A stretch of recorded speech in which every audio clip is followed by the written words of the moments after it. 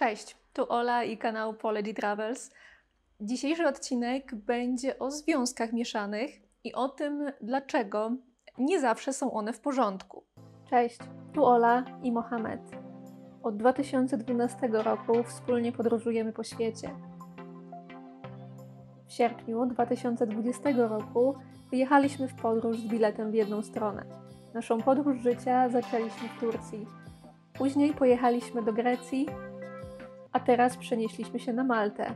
Dołączcie do nas w tej podróży. Przez tyle lat, kiedy sama jestem w związku mieszanym, chcąc nie chcąc, zauważyłam sporo takich zjawisk właśnie wśród par mieszanych, które moim zdaniem niestety przyczyniają się do tworzenia błędnych stereotypów na temat par mieszanych i na temat różnych państw, z których pochodzą partnerzy w parach mieszanych. I uważam, że jeżeli jesteśmy w takiej sytuacji, że jesteśmy w związku mieszanym, więc mamy zupełnie inną możliwość poznania jakiejś nowej dla nas kultury, to powinniśmy ze stereotypami walczyć, a nie je mnożyć. A niestety za sprawą właśnie wielu związków mieszanych te stereotypy się pogłębiają. I właśnie o tym będzie dzisiejszy odcinek. Pierwsza rzecz, która mnie irytuje dosyć w związkach mieszanych, to jest mówienie w samych superlatywach o kraju partnera lub partnerki. Jak wiecie, my już troszeczkę po świecie pojeździliśmy. Byliśmy w wielu krajach, w niektórych na dłużej, w innych na krócej.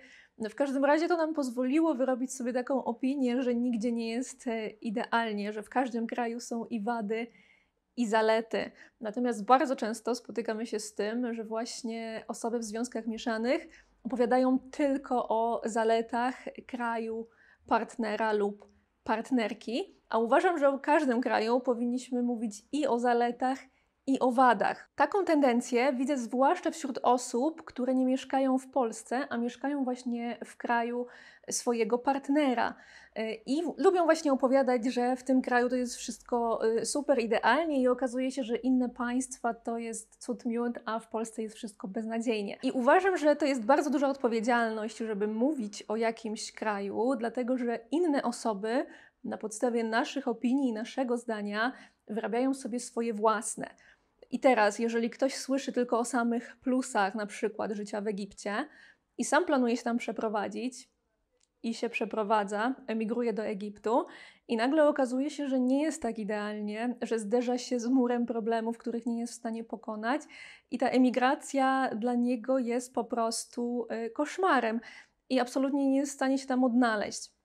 Więc uważam, że chociażby z tego powodu, że mając jakieś zasięgi w sieci, docieramy do ludzi, docieramy do widzów, ktoś nas słucha, ktoś bierze naszą opinię pod uwagę, powinniśmy w miarę obiektywnie mówić i o plusach i minusach życia w danym miejscu. No mam takie wrażenie, że właśnie szczególnie osoby mieszkające na emigracji chcą pokazać wszystkim, że na emigracji im się udało, że żyje im się lepiej niż w Polsce. No to jest w jakiś sposób zrozumiałe. Zresztą zazwyczaj jak ktoś emigruje, to właśnie dlatego, że po prostu nie żyło mu się dobrze w kraju, w którym żył wcześniej, prawda? Stąd ta emigracja. Natomiast wiele osób po prostu wpada w skrajności i mówi już tylko o tych dobrych stronach danego kraju i włącza się taki lokalny patriotyzm, gdzie emigranci próbują wyjaśnić dosłownie wszystko, usprawiedliwić wszystko, nawet to, co złe w tym kraju. Podam wam taki przykład. No, na Malcie taką rzeczą na przykład są polowania na ptaki. To jest złe, koszmarne i nie można tego usprawiedliwiać. To jest taka rzecz, którą można tylko skrytykować, a nie opowiadać innym, że to było praktykowane lata temu, a teraz już nie, bo wszyscy wiedzą, że nadal jest praktykowane. Więc to jest rzecz, którą trzeba po prostu głośno skrytykować. W Egipcie taką rzeczą jest na przykład obrzezanie. To nie jest zjawisko, któremu można w ogóle nadać jakieś usprawiedliwienie i znaleźć powody, dlaczego tak jest. To jest rzecz, która wymaga głośnej krytyki, zwłaszcza właśnie wśród, uważam, partnerek Egipcjan, które pochodzą z innego kraju, gdzie tego barbarzyństwa się nie praktykuje. To powinien być bardzo głośny sprzeciw i tłumaczenie, że to nie jest w porządku, a nie szukanie trzeciego dna i próba tłumaczenia, że no to było kiedyś, to tylko na wsiach, a teraz to już nie, kiedyś to było, a teraz to nie jest. No nie, to tak nie działa. To są takie rzeczy, których nie da się wyjaśnić, które po prostu trzeba skrytykować. I mieszkając w danym kraju, też powinniśmy je krytykować, a nie szukać usprawiedliwienia, żeby pokazać, że kraj, w którym mieszkamy, jest lepszy niż w rzeczywistości jest. Można pokazać zalety na zupełnie innym polu, bo każdy kraj ma swoje zalety i dobre strony, ale są takie kwestie, których nie da się wyjaśnić i wytłumaczyć. I trzeba po prostu pokazać, że one nie są w porządku. Taki ślepy zachwyt, że wszystko, co w kraju męża jest idealne, ludzie są idealni i rodziny, na przykład arabskie, są po prostu wspaniałe, każdy za każdego by wszedł w ogień, dał sobie rękę odciąć, wszyscy są pomocni, nikt nie jest złośliwy, nie to co w polskich rodzinach, bo w polskich rodzinach to tylko plotkowanie i złośliwości. Ja wszystkie takie teksty traktuję jako naprawdę interesujące bajki, dlatego że zazwyczaj mówią tak osoby, które nie znają lokalnego języka i nie rozumieją, co się dookoła dzieje. Bo to, że ktoś do nas mówi w obcym języku i jest miły, nie oznacza, że w swoim własnym języku, rozmawiając z członkami rodziny albo znajomymi, nie będzie kogoś innego obgadywał albo na przykład komentował cudzego wyglądu. Więc zawsze jak ktoś mi mówi, że właśnie to arabskie rodziny są takie, że są zżyte, takie pomocne i w ogóle, a w polskich rodzinach to w ogóle tragedia, no to zawsze słuchajcie, polecam i polecam nadal zacząć się uczyć lokalnego języka. Jak poznasz trochę arabski, to zobaczysz, że wszędzie rodziny są takie same, że w każdej rodzinie są konflikty, że w każdej rodzinie się zdarza obgadywanie kogoś albo komentowanie cudzego wyglądu. Wszędzie się zdarzy, że na przykład jedna osoba z drugą się nie będą lubiły i to jest bardzo normalne, naturalne, bo nie każdy z każdym musi się lubić, nawet jeżeli należą do tej samej rodziny. Pamiętajcie, że stereotypy mogą być tak samo pozytywne, jak i negatywne. I jedne i drugie są bardzo szkodliwe dla wizerunku danego kraju, bo nigdzie nie jest tylko idealnie, a nigdzie nie jest tylko źle. Inne popularne zjawisko, które zauważyłam wśród par mieszanych, będę tu głównie mówić o kobietach, w związkach z cudzoziemcami, dlatego że takich par znam dużo więcej. Tak więc to zjawisko polega na tym, że kobiety, które mają partnerów z innych państw, bardzo często w mediach społecznościowych krytykują swoje teściowe. I to nie jest tylko taka krytyka, to jest wręcz takie publiczne wyśmiewanie. No spójrzmy prawdzie w oczy. Nie każdy musi mieć dobre kontakty ze swoją teściową. To jest jak najbardziej normalne. Albo się dogadamy, albo się nie dogadamy. I zdarza się różnie. Jedni mają dobry kontakt z teściową, inni mają zły. I tak jakby nie ma w tym nic strasznego, no po prostu się zdarza. Nie z każdym musimy chcieć i utrzymywać kontakty bez względu na to, jaki stopień pokrewieństwa nas łączy. Ale w momencie, gdy utrzymujemy kontakt z rodziną i teściowa to jest osoba ważna dla naszego partnera i ta teściowa, powiedzmy, przyjeżdża do ciebie z wizytą do twojego kraju, a ty piszesz obszerny post na swojego bloga, który ma na celu ją wyśmiać, skrytykować ku uciesze czytelników, pokazać, jaka ona jest okropna, zacofana, no to jest słabe. Po prostu jest bardzo słabe. Czytałam mnóstwo takich tekstów i za każdym razem byłam bardzo zniesmaczona. Bo po pierwsze, zazwyczaj te teksty są w języku polskim, którego ta teściowa nie rozumie, więc nie ma pojęcia, co ktoś o niej pisze, że jacyś obcy ludzie komentują na przykład to, jak ona się zachowuje, to, co gotuje, w ogóle to, co robi, to, że oddycha. Po drugie, często jest napisane w języku, którego nawet nie zna wasz partner, który nawet nie ma pojęcia, że w taki sposób wypowiadacie się publicznie na temat jego matki. Bo gdyby wiedział, no to byłoby mu bardzo przykro i spowodowałoby to pewnie jakiś konflikt. Wyobraźcie sobie taką analogiczną sytuację, że wasza teściowa zaczyna prowadzić blog, na przykład w języku arabskim I ku uciesze innych teściowych arabskich pisze tam o tym, jaką ma straszną polską synową. I każde wasze potknięcie, albo nawet nie potknięcie, tylko po prostu rzecz, którą wy robicie inaczej, bo tak zostałyście wychowane i tak po prostu w waszym kraju, w waszym domu się robiło. Więc każdą taką rzecz ona opisuje i te wszystkie arabskie teściowe to komentują. Wy oczywiście tego nie rozumiecie, no bo nie znacie języka, ale one mają dobry ubaw. No, każdemu byłoby przykro, prawda? Tak samo myślę, że byłoby wam przykro, gdyby to wasz mąż zaczął prowadzić bloga w swoim rodzimym języku, którego wy nie znacie, i na tym blogu zaczął oczerniać waszych rodziców. I na przykład pisać, że ma takich strasznych teściów Polaków, no w ogóle dno i kilometr mułu. Byłoby wam przykro.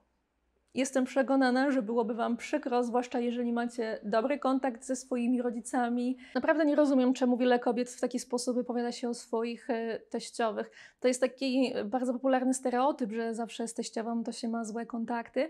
No i naprawdę nie trzeba, wiecie, mieć jakichś super zażyłych kontaktów też z innymi członkami rodziny męża i vice versa. Mąż też nie musi mieć super zażyłych kontaktów z waszą rodziną, ale taki elementarny szacunek do rodziny, partnera, uważam, że jest podstawą, żeby po prostu jakoś związek mieszany funkcjonował, a nie wystawianie na publiczny lincz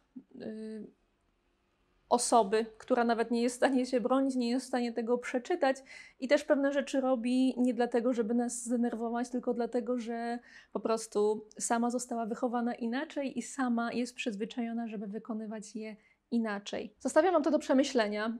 Bardzo fajnie jest prowadzić bloga, kanał na YouTubie, media społecznościowe i dzielić się swoim doświadczeniem z życia w związku mieszanym, ale z zachowaniem szacunku do ludzi, dzięki którym tę drugą kulturę mamy okazję poznać. Niestety zauważyłam też, że bardzo dużo kobiet w związkach mieszanych uwielbia krytykować kobiety z kraju swojego partnera. I często podają takie zdania, że no zobaczcie, mój mąż wybrał mnie, bo nie chciał mieć w ogóle żony ze swojego kraju. Tak, jasne, oczywiście. Słuchajcie, mamy XXI wiek, ludzie latają w kosmos, wynajdują drukarki 3D i samochody elektryczne, a niektórzy wciąż zatrzymali się kilka wieków temu i wydaje im się, że o wartości człowieka decyduje jego narodowość. Proszę sobie zaktualizować te informacje, bo narodowość, kraj pochodzenia nie ma tutaj absolutnie nic do rzeczy. Będę tutaj głównie odnosić się do Egiptu, bo to jest jednak kraj, który znam najlepiej w kontekście związków mieszanych i też moich własnych podróży. Bardzo często od kobiet w związkach z Egipcjanami można usłyszeć, że Egipcjanki są leniwe, że są brudaskami, że się nie myją, że nie potrafią sprzątać, że nie potrafią zająć się dzieckiem, że są generalnie leniwe, nie studiują, nie pracują, nie chcą się rozwijać, że generalnie nic w życiu nie robią. I to są całkiem prawdziwe komentarze, które przez te lata, od kiedy znamy się z Mohamedem, usłyszałam od Polek w związkach z Egipcjanami na temat Egipcjanek. Wiecie, co jest w tym wszystkim najbardziej paradoksalne? Że te same osoby oczekują szacunku innych do swojego męża, no bo przecież nie każdy Arab jest zły i nie każdy muzułmanin jest taki sam, prawda?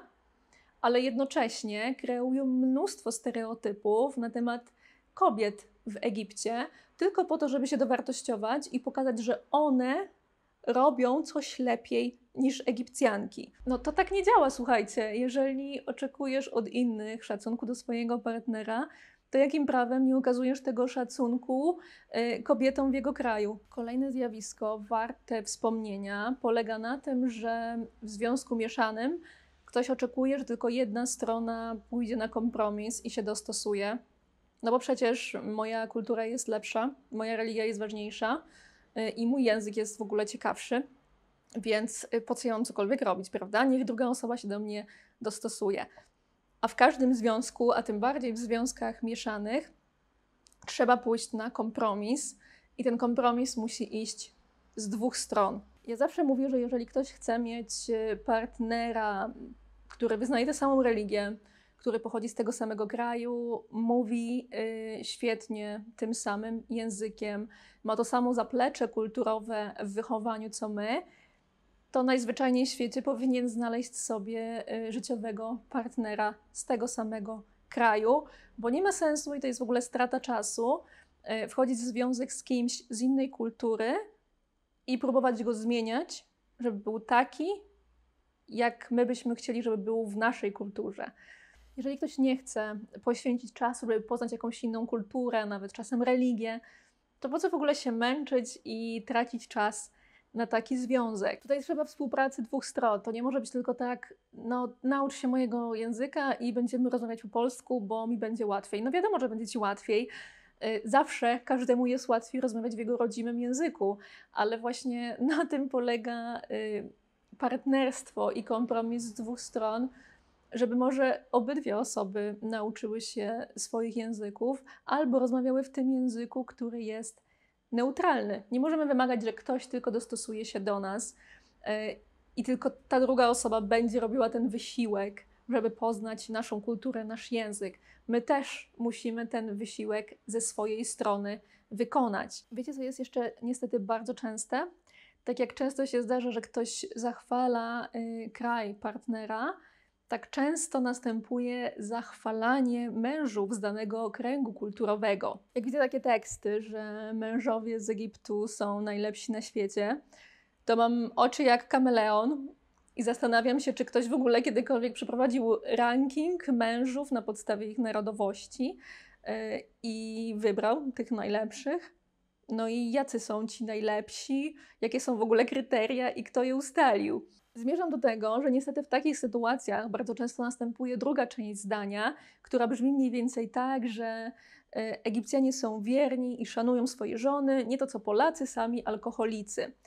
I wtedy mam oczy jak dwa kameleony, dlatego że to, czy ktoś jest dobrym mężem, czy nie, czy ktoś jest alkoholikiem, czy nie, nie jest zupełnie zależne od jego narodowości. Myślicie na przykład, że wśród Egipcjan nie ma alkoholików? Oczywiście, że są.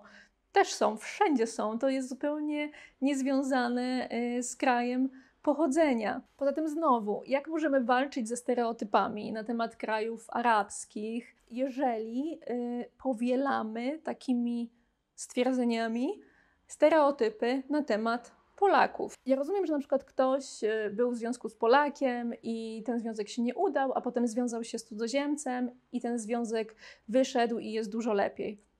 Oczywiście, że są takie przypadki. Są też przypadki, że ktoś był związany z cudzoziemcem i ten związek się rozpadł, a później związał się z Polakiem i okazało się, że to jest właśnie ten dobry związek.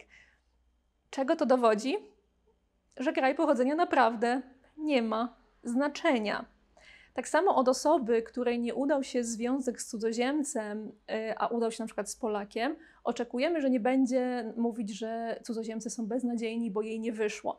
Ale tak samo od osoby, której nie wyszło z Polakiem, a wyszło z cudzoziemcem, oczekiwałabym, że nie będzie wszystkich Polaków wrzucać do tego samego wora i krytykować ich i powielać stereotypy, że Polacy są tylko alkoholikami i tylko biją żony. Tutaj naprawdę nie ma znaczenia narodowość i ja bardzo się nie zgadzam z taką retoryką mówienia, że związki z cudzoziemcami są super, a związki z Polakami są beznadziejne i samo dno i w ogóle Polki się nie powinny wiązać z Polakami.